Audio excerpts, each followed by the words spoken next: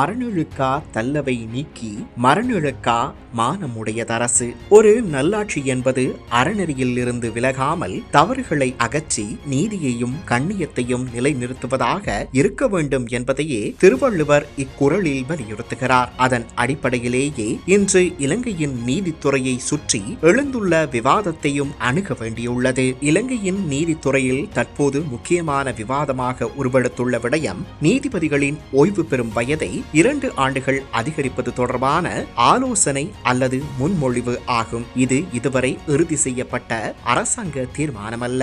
மாறாக நாட்டில் நிலவும் ஆளணி பற்றாக்குறையை சமாளித்து நீதித்துறை, அரச பகுப்பாய்வு திணைக்கள சேவை மற்றும் மருத்துவம் போன்ற அத்தியாவசிய சேவைகளின் தொடர்ச்சியையும் வினைத்திறனையும் உறுதிப்படுத்தும் நோக்கில் பரிசீலிக்கப்படும் நிர்வாக சீர்திருத்தமாகும். குறிப்பாக கொரோனா பெருந்தொற்றுக்கு பின்னர் உருவான வைத்தியர்கள் மற்றும் வைத்திய நிபுணர்களின் பற்றாக்குறையை கருத்தில் கொண்டு அவர்களின் விருப்பத்தின் பேரில் 63 வயது வரை சேவை நீடிப்பு வழங்கப்பட்டிருந்தது. அதே போன்ற நடைமுறையை தேவைக்கேற்ப ஏனைய அத்தியாவசிய அரசு துறைகளுக்கும் விரிவுபடுத்துவது குறித்தே இந்த முன்மொழிவு அமைந்துள்ளது.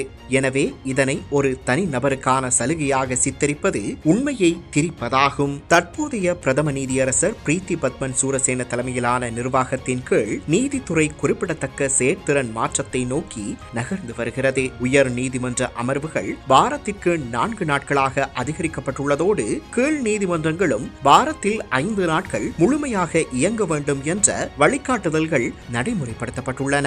இதன் நோக்கம் பல ஆண்டுகளாக தேங்கி கிடக்கும் 11 லட்சங்களுக்கும் அதிகமான வழக்குகளை விரைவாக விசாரித்து பொதுமக்களுக்கு தாமதமற்ற நீதியை வழங்குவதாகும். இது சட்டத்தின் ஆட்சியை வலுப்படுத்தும் முயற்சியாகவே பார்க்கப்பட வேண்டும். ஆனால் இந்த மாற்றங்கள் அனைவர் மத்தியிலும் ஒரே அளவில் வரவேற்பை பெறவில்லை. குறிப்பாக தமக்கு எதிராக வழக்குகள் நிலுவையில் உள்ள சில அரசியல்வாதிகள் மற்றும் அவர்களுடன் தொடர்புடைய தரப்பினரும் சுயாதீனமாகவும் எவருக்கும் வளைந்து கொடுக்காமலும் இயங்கும் நீதித்துறை தங்களை சட்டத்தின் முன் நிறுத்திவிடும் என்ற அச்சத்தில் இருப்பதாக அரசியல் விமர்சகர்கள் சுட்டிக்காட்டுகின்றனர். அதனால்தான் நிர்வாக தேவைக்காக முன்வைக்கப்பட்ட பொதுவான சீர்திருத்த யோசனையே ஒரு தனிநபருக்காக உருவாக்கப்பட்ட திட்டமாக சித்தரித்து மக்களிடையே சந்தேகத்தை விதைக்கும் முயற்சிகள் முன்னெடுக்கப்படுகின்றன.